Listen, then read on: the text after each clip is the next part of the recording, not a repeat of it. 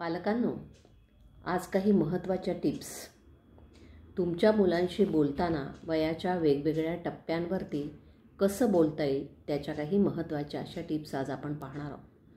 तुमचं मूल जर 0 ते 2 वर्षांचं असेल तर या वयातल्या मुलांशी बोलताना त्यांच्या भाषिक कौशल्यांना प्रोत्साहन द्या. स्पर्श हा संवादाचं पहिलं माध्यम असतो. तुमच्या चेहऱ्यावरून तुमचे हावभाव दिसू देत. तुमच्या आवाजाचा टोन, तुमची देहबोली, तुमची भाषा त्यामुळे अधिक प्रभावी होईल आणि तुम्ही काय सांगू इच्छितात ते मुलांना कळेल. मुलं बोलत असताना तुम्ही त्यांचं बोलणं ऐकून त्यांना प्रतिसाद द्या. कारण हे जे वय असतं हे वय जास्तीत जास्त पंचेंद्रियांचा म्हणजे डोळे, कान, नाक, घसा, त्वचा, जीभ या पंचेंद्रियांच्या माध्यमातून मुलं भाषिक कौशल्य आत्मसात करत असतात. त्यामुळे तुमच्याकडून त्या गोष्टीवर अधिक भर संवाद देताना किंवा संवाद करताना द्यायला हवा आहे. जर तुमचं मूल 3 ते 5 वर्षांचं असेल तर या वयामध्ये मुलं आपल्या भावना शब्दामध्ये हळूहळू व्यक्त करायला लागतात. तेव्हा तुम्ही त्यांना त्यांच्या प्रश्नांची उत्तरं शोधायला प्रोत्साहन द्या आणि मदतही करा. अतिशय साधे उपाय पण मर्यादित चॉईसेस द्या. आपण जर मुलांना खूप जास्त ऑप्शन दिले ना पालकांनो, तर मग मुलं अधिकाधिक डिमांडिंग होत जातात, कंट्रोलिंग होत जातात. 2 ते 3 पर्याय किंवा 2 ते 3 ऑप्शन्स हे पुरेसे आहेत. मुलांना त्यांच्या भावना व्यक्त करण्यासाठी योग्य शब्दांची निवड करायला मदत करा. कधी होतं असं की मुलांना सांगायचं असतं पण शब्दसंपदा कमी पडते. त्यामुळे त्यांच्या भावना तुमच्यापर्यंत अचूक पद्धतीने पोहोचवण्यासाठी त्यांना प्रॉब्लेम येऊ शकतात. मुलांना त्यांच्या भावना कशा सांभाळायच्या, ज्याला आपण इमोशनल मॅनेजमेंट म्हणतो. मी भावनांवरती नियंत्रण नाही म्हणत आहे. मी भावना कशा सांभाळायच्या आहेत, त्या कशा मॅनेज करायच्या आहेत ते आपण मुलाला शिकवायला मदत करायची आहे.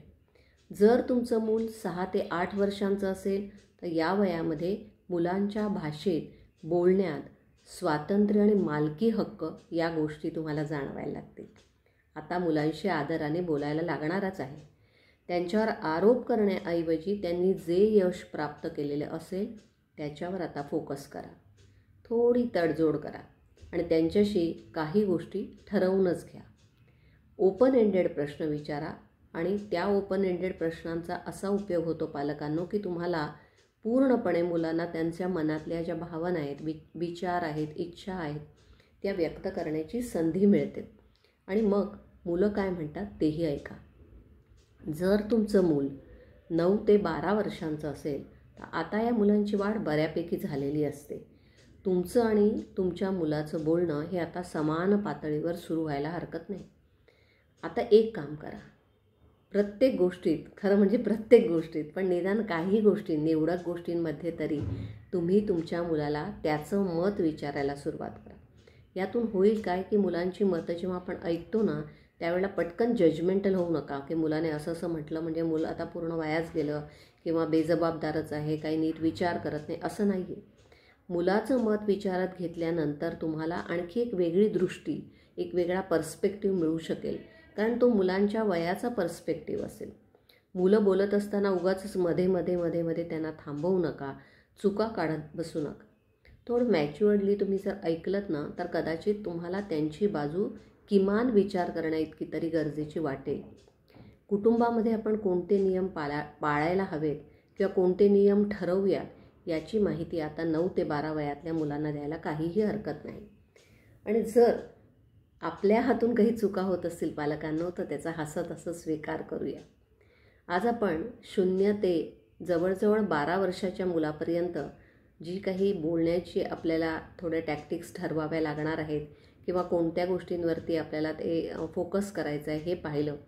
पुढच्या व्हिडिओमध्ये आपण टीनेजमधल्या मुलांशी बोलताना कोणत्या गोष्टीचं भान राखायचं आहे आणि तरीही आपला मेसेज थेट कसा मुलांपर्यंत पोहोचवायचा आहे, बाउंड्रीज किंवा आपले नियम जे आहेत ते कसे खंबीरपणाने आपण त्यांना दाखवायचे ते पाहणार आहोत.